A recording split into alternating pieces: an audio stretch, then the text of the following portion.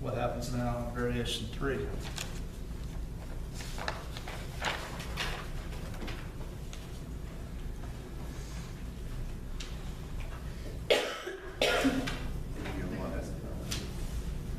So viola has the melody in variation 3. What's happening with the voicing of things and with the texture? What's the texture for the first 2 variations? As far as just the number of instruments. So viola has the melody. What's not sounding? Cello. So we just have 3 voices. Again, you have some suspension patterns going on in the first 2 violins. Then in the third phrase, what happens? Yep, so first violin drops out, and you still have 3 voices, but now the cello enters. And then all 4 voices for the last 2 phrases. So there's just some variety of, as far as the grouping of instruments here in a phrase by phrase kind of treatment.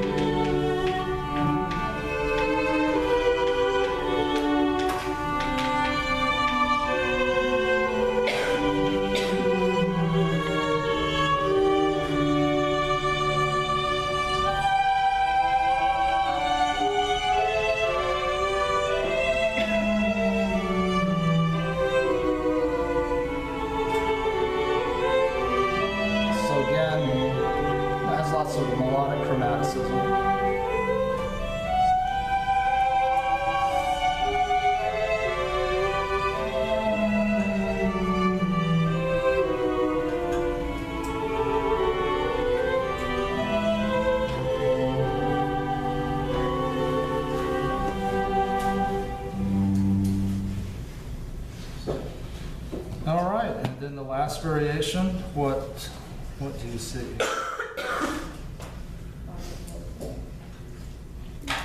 So the theme is back in first violin.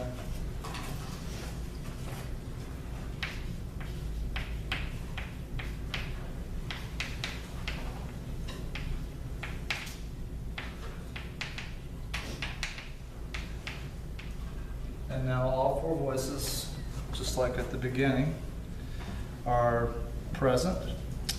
And if you look at the second phrase, how does that relate? What's happening in the second phrase?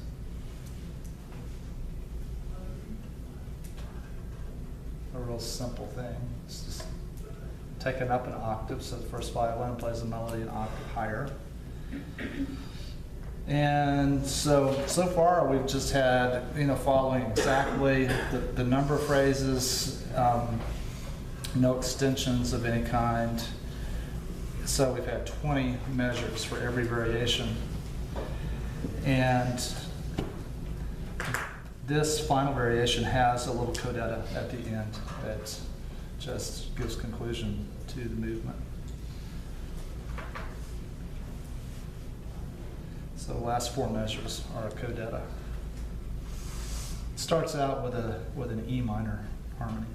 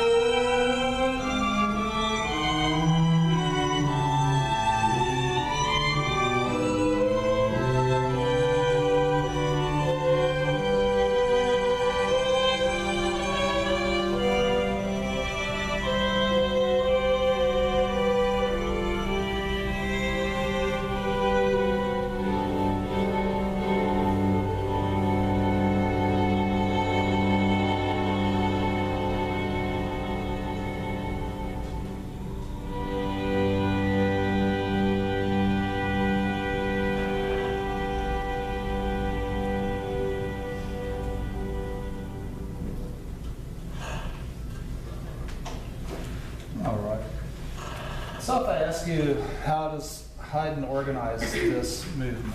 What's the obvious thing that you would say about it? Yeah, it's 4 variations. Each variation features a different member of the quartet with a theme, while other members then provide embellishment against that. He varies the number of voices, just some pairing of violins together in certain spots. But that's the main idea. So theme is presented in the first violin at the beginning, and then the final variation presents it there again. It's transferred up an octave for the last 4 measures of that final variation. So it's real straightforward. This is easy to follow, and it's another one of those that you hear at one time, you'll remember it. Okay? But there's a certain gentleness about Haydn, that serene classical element. He's really a master at presenting that. All right. So the next work that we're going to look at is the first movement of the first Beethoven String Quartet. And so this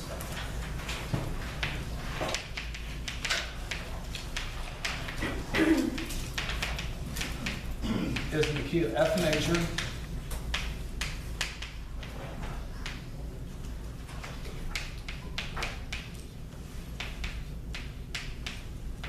And it's opus 18, number 1. So Beethoven wrote 16 string quartets, and these, just like the symphony, these Beethoven string quartets stand above the literature in the 19th century. Brahms wrote some string quartets that, in the same way that his symphonies continued that Beethoven tradition. Beethoven really sets the standard. So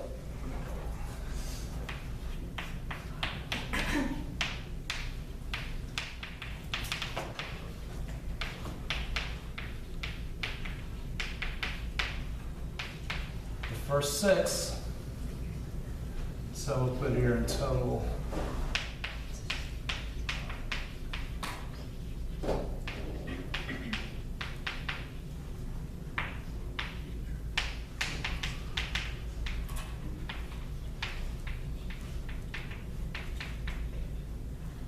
of 16. And so he wrote the first 6 at the very end of the 18th century.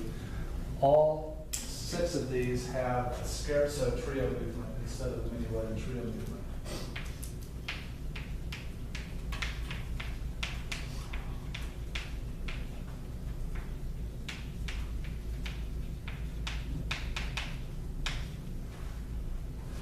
So these are early period works.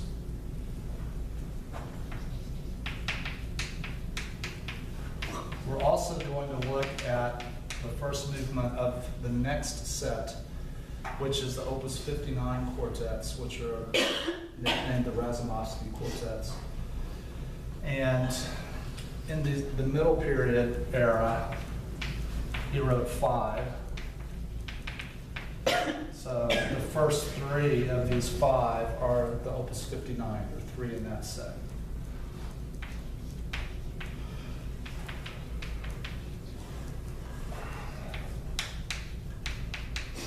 And then the late Beethoven final 5 string quartets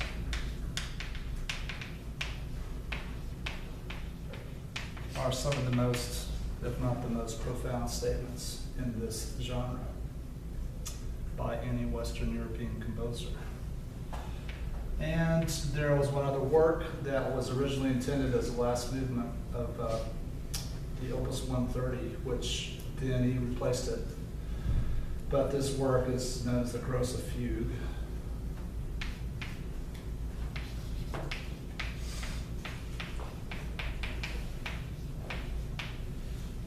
And so that is a very important genre for Beethoven, the string quartet. So some of the last works that he wrote were his string quartets. All right. So one of the points I want to make then with the two movements that we're going to examine are the more classically oriented early Beethoven works. And so primarily this has to do just with the proportions of the sections. So in sonata allegro form in a classical composer's work, you would expect that the development section would be shorter than the exposition or the recapitulation, which are basically the same length. So that's going to be what we see in Opus 18, number 1, first movement. The Opus 59, number 1, on the other hand, is looking more toward, working with the form, extending the length of the development section, so it becomes the longest section. And also the coda then has that nature of a second development, and it's also extended. So first movement of Opus 18, number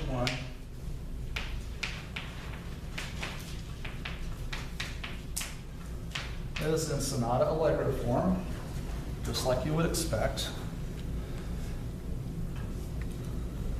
And what Beethoven does in this opening movement is to present an opening theme that has a very strong rhythmic character. And it's the rhythm of the A theme in the first movement that's the primary element that Beethoven is going to work with. And so very much like the Fate motive from the Fifth Symphony, working with that 3 short note and a long note pattern, he is going to work with this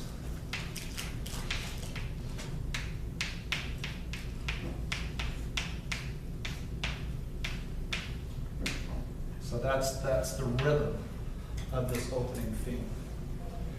And sometimes it's reduced to just having that instead of having the 16th notes just be an 8th note sometimes. But that's something that is a really important idea. So you'll hear that at the very beginning of the movement. All right, another thing that happens in the development section is that Beethoven uses a contrapuntal development technique, and he presents this melody, but before the 2-measure idea is finished, then it's overlapped by another voice that enters with that same theme. You'll pass those Haydn across if you copy this so you can look at this spot.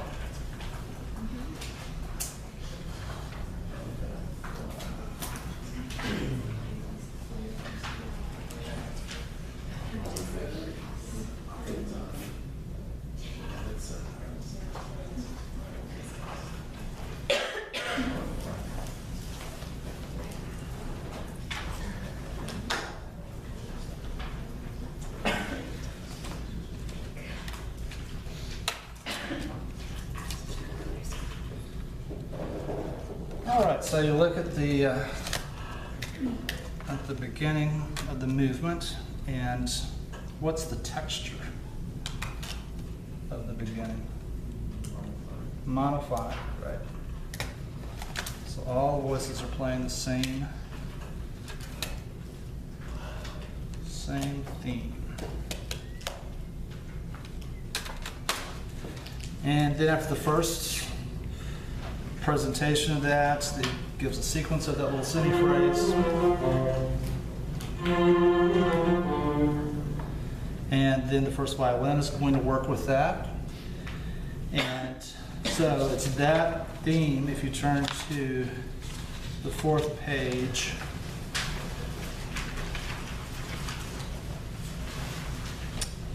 And second system, you see those, it's presented in the cello, and then the viola a measure later, and then first violin a measure later, and then one beat later is the second violin.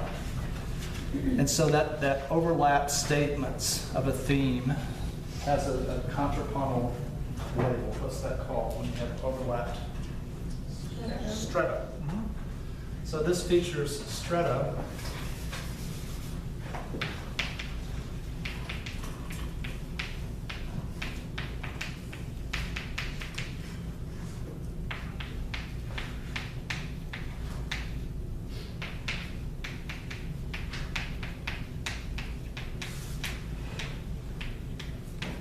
So in general, sonata allegro form is a homophonic form, but if you have contrapuntal passages, they tend to be in the development section.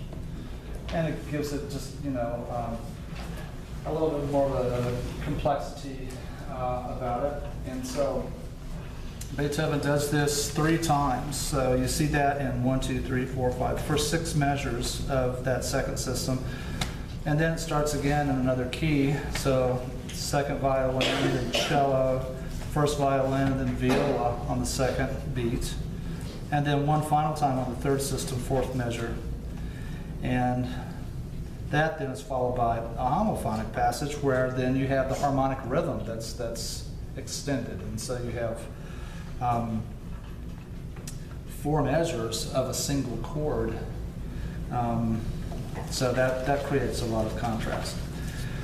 All right, one thing that you should look at is, I've got a chart on the website that is listed with the theme sheets. And so if you look up the theme sheet for this section on chamber music, it just has there basically, what's happening. And so this exposition, how can you determine where the exposition ends? What is it that you look for? When the last voice is ended with a theme. We're talking about the exposition of a sonata allegro movement like this, rather than a fugue exposition. So the exposition of sonata allegro has something at the end of it. Double bars is what you typically look for. And so you can locate those at the bottom of the 3rd page. And that's one thing, though, that is kind of confusing, is the use of the same term. The exposition of a fugue has to do with all the statements of the subject in all the voices. And the same term is used